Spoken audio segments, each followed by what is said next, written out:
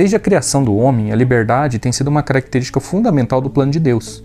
Lá em Gênesis 2, os versos 16 e 17, nós vemos o Senhor concedendo a Adão e Eva a liberdade moral ao permitir que comessem de todas as árvores do jardim, exceto a árvore do conhecimento do bem e do mal. Esse detalhe ele pode parecer pequeno, mas ele tem um significado profundo. Deus não criou seres programados para obedecê-lo mecanicamente, mas eles foram dotados da capacidade de escolher. Essa escolha, porém, ela trouxe consigo um risco: o mau uso da liberdade. O próprio relato bíblico nos mostra o desdobramento disso.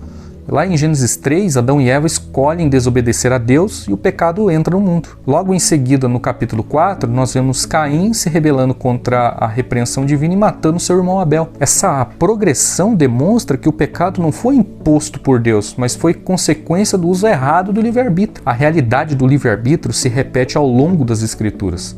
Lá em Deuteronômio 7, os versos 12 e 13, Deus deixa claro que as bênçãos dependem da obediência à sua aliança, mostrando que os israelitas tinham uma escolha a fazer. Josué 24, os versos 14 e 15, também reforça esse princípio quando Josué exorta o povo a decidir a quem eles devem servir, aos deuses dos seus antepassados ou o Senhor. Mais tarde, lá no Salmo 81, do versos 11 até o 14, nós vemos o lamento divino sobre aqueles que rejeitaram seus caminhos, apesar das oportunidades de ter escolhido certo. Isaías, capítulo 66, verso 4, também menciona aqueles que desprezam a voz de Deus e colheram as consequências disso. O famoso escritor C.S. Lewis, ao falar sobre o livre-arbítrio, explicou que ele é um dom precioso, pois possibilita o amor verdadeiro. Se fôssemos meros automatos, nossa obediência não teria valor moral. O amor só existe quando há liberdade para escolher. Deus deseja que o amemos e sigamos voluntariamente, não por imposição. Se olharmos para a vida de Jesus, veremos que ele respeitou o livre-arbítrio humano até o fim.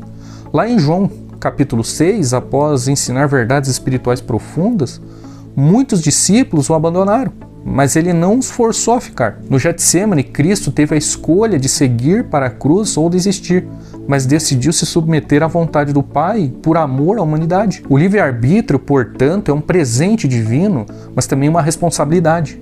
Deus nos dá a liberdade de decidir entre o bem e o mal, entre seguir seus caminhos ou nos afastarmos dele. Só que cada escolha tem consequências.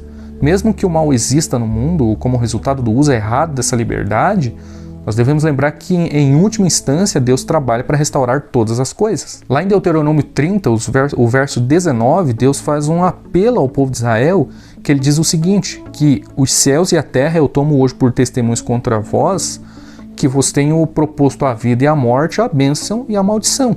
Só que ele diz o quê?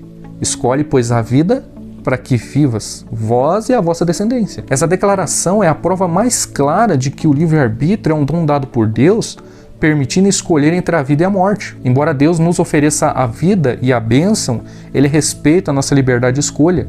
Deus, ele é um cavalheiro, permitindo que tomemos as nossas próprias decisões, mesmo que isso signifique rejeitar a sua oferta de vida. Deus não força ninguém a escolher o seu caminho. Ele nos dá a liberdade para escolher o que acreditarmos ser melhor para nós, embora o melhor seja sempre o que ele nos propõe. Esse conceito do livre-arbítrio também pode ser ilustrado de forma interessante quando pensamos no exemplo do Aibo. Não sei se você conhece, o cão robô criado pela Sony Corporation. O Aibo não fica doente, não pega pulgas, não morde, não precisa ser vacinado e não perde os pelos. Ele é um cachorro perfeito em termos de controle, só que tem algo faltando: a liberdade. E a espontaneidade é a verdadeira relação que um animal de carne e osso nos proporciona. Se trocássemos nossos cães reais por aibos, não teríamos a mesma conexão emocional, nem o amor genuíno que nasce da escolha da liberdade que um ser vivo tem de nos amar de forma incondicional. Da mesma forma, Deus nos criou com a liberdade de escolher, sabendo dos riscos, porque essa liberdade que torna o amor verdadeiro e não uma mera obediência programada. Ele preferiu que nós, como seres livres, amássemos voluntariamente, em vez de nos tornarmos automatos, porque o amor e a relação que nascem dessa escolha são incomparavelmente mais valiosos. Na carta de Paulo aos Romanos, lá em Romanos 8, verso 28, ele afirma que sabemos que todas as coisas cooperam para o bem daqueles que amam a Deus e daqueles que são chamados segundo seu propósito. Apesar do mal que vemos, a soberania de Deus não está em jogo. O livre-arbítrio de cada um de nós, quando alinhado com a vontade de Deus, contribui para um propósito maior